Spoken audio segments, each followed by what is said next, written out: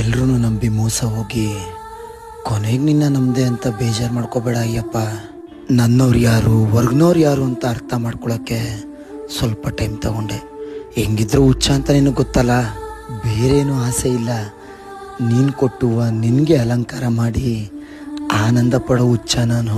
ನಿಸ್ವಾರ್ಥ ಭಕ್ತಿ ತೋರ್ಸೋಕ್ಕೆ ಒಂದೇ ಒಂದು ಅವಕಾಶ ಮಾಡಿಕೊಡು ಅಯ್ಯಪ್ಪ. ಬರೀ ಈ ಜನ್ಮ ಅಲ್ಲ, ಮುಂದೆ ಬರೋ ಎಲ್ಲ ಜನ್ಮನೂ ನಿನ್ನ ಸೇವಕನಾಗಿರೋ ಅವಕಾಶ ಮಾಡಿಕೊಡು ಅಯ್ಯಪ್ಪ.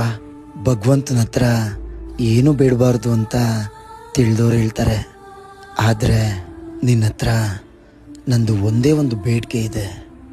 ಅದೇನೆಂದರೆ, ಈ ಆತ್ಮ ಈ ದೇಹ ಬಿಡೋ ಕೊನೆ ಕ್ಷಣದಲ್ಲೂ ಕೂಡ ನಾನಿನ್ನ ಮಾಲೆ ಹಾಕಿರಬೇಕು ಅಯ್ಯಪ್ಪ. ನಡೆಸ್ಕೊಡ್ತೀರಾ ತಾನೇ?